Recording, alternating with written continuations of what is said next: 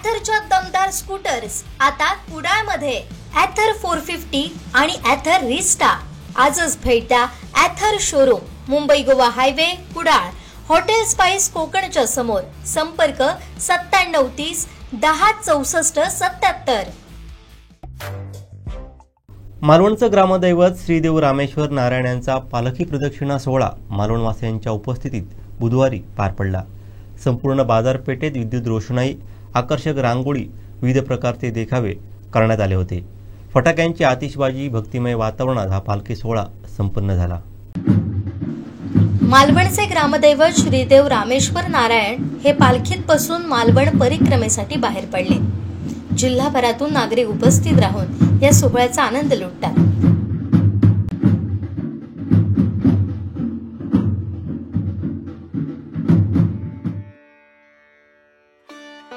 बुधवारी दुपारी 1 वाजण्याच्या सुमारास श्रीदेव रामेश्वर नारायण देवस्थानचे मानकरी श्री गावकर यांनी श्रीदेव रामेश्वर नारायणासमोर श्रीफळ ठेवून आणि मंदिराच्या गाभाऱ्यात बा देवा रामेश्वर नारायणा, प्रतिवर्षाप्रमाणे तुझो पालखी सोहळा आज संपन्न होता. रीतिरिवाजाप्रमाणे या पालखी सोहळ्यात सुरुवात होता. सगळ्यांका सुखी ठेव, भला कर अशा आशयाचं साकडं घालत ढोल ताशांच्या गजरात आणि सनईच्या सुरात फटाक्यांची आतषबाजी करत पालखी निघाली.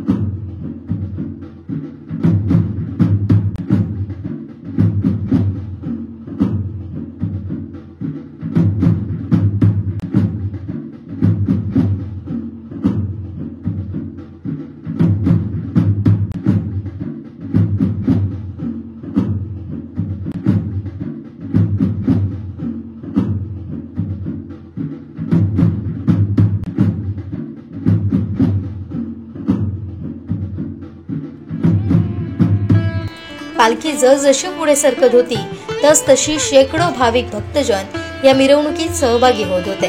देऊळवाडा आडवण येथील श्रीदेवी सातेरीकडे विधिवत धार्मिक कार्यक्रम पार पाडून आडवण भागातून पायवाटेनं शेतमाळ्यातून पालखी वायरी येथील तानाजी नाका इथं निघाली. तानाजी नाका इथं पालखी आल्यानंतर वायरी ग्रामस्थांनी पालखीचं स्वागत केलं.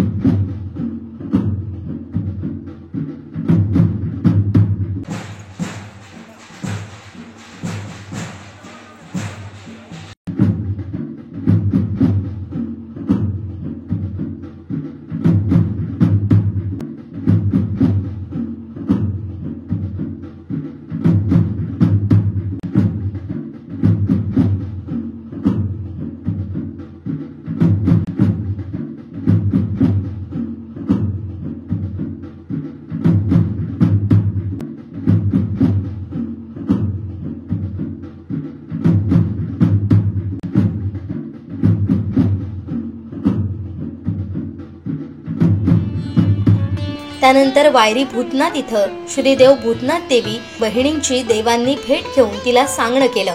या ठिकाणी भाविकांना दर्शन दिल्यानंतर पालखी वायरी मोर्याचा धोंडा इथं निघाली.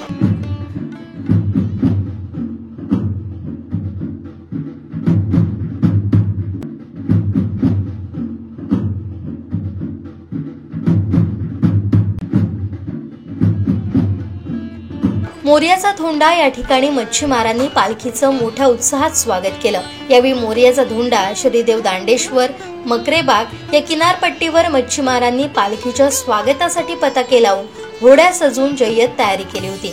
यावेळी किनारपट्टीवर फटाक्यांची आतषबाजी करण्यात आली। यावेळी पालखीच्या दर्शनासाठी मच्छीमार बांधव आणि भाविकांनी मोठी गर्दी केली होती।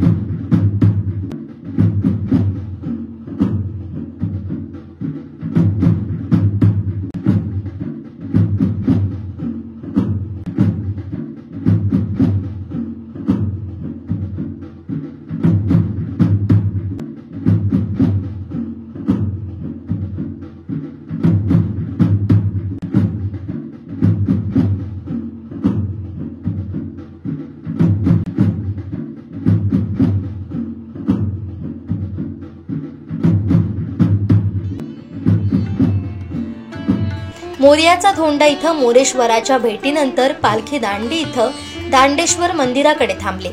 दांडेश्वराच्या भेटीनंतर मकरेबाग इथं पालखी थांबली। यावेळी मकरेश्वर इथं पूजेचं आयोजन तसेच वाळूचे मंदिर साकारण्यात आलं होतं। किनारपट्टीवर ठिकठिकाणी भाविकांसाठी शीतपेयाची व्यवस्था करण्यात आली होती। बंदर जेटीवरून भाविकांना दर्शन देत पालखी किनाऱ्यावरून पुढे सरकत मेढा राजकोट येथील श्री काळबादेवी मंदिरात विसावली। यावेळी रामेश्वर नारायण या देवतांकडून काळबादेवीला सांगणं करण्यात आल्यानंतर पालखी भाविकांना दर्शन देण्यासाठी थांबले। पालखी मेढा जोशी मांडी इथं भाविकांना दर्शन देण्यासाठी थांबले। यावेळी फटाक्यांची जोरदार आतषबाजी करण्यात आली। पालखी पुन्हा बंदर जेटी मार्गे बाजारपेठेकडे निघाली। सोमवार पेठ येथील रामेश्वर मांडी इथं पालखी थांबली। पालखी बाजारपेठेत आल्यानं देवांच्या दर्शनासाठी यावेळी भाविकांची मोठ्या प्रमाणात गर्दी उसळली होती। रामेश्वर मांडी इथं पालखी थांबल्यानंतर बाजारपेठेतून पालखी परतीच्या प्रवासाला मार्गस्थ झाली। यावेळी व्यापारी भाविकांना दर्शन देत पालखी भरड नाक्यावर आली असता रिक्षा व्यावसायिकांतर्फे पालखीचं स्वागत करण्यात आलं। भरड इथं रिक्षा चालक मालक संघटना यांच्या वतीनं सत्यनारायण पूजेचं आयोजन करण्यात आलं। भरड येथून पालखी पुढे सरकत पुन्हा देऊळवाडा इथं रामेश्वर नारायण मंदिरात पोहोचली। गाव प्रदक्षिणा करून दोन्ही देव पुन्हा आपल्या राऊळात विराजमान झाले। मालवणचा हा ऐतिहासिक सोहळा मोठ्या उत्साहात पार पडला। या निमित्तानं लाखोंची उलाढाल मालवणच्या बाजारपेठेत झाली। चीफ रिपोर्टर कृष्णा ढोला, कोकणसाद लाईव्ह, मालवण। आमचे दिवसभरातले सर्व अपडेट्स, ताज्या घडामोडी आणि थेट लाईव्ह पाहण्यासाठी सबस्क्राईब करा, लाईक करा कोकणचं नंबर 1 महा चॅनल कोकणसाद लाईव्हचं YouTube चॅनल।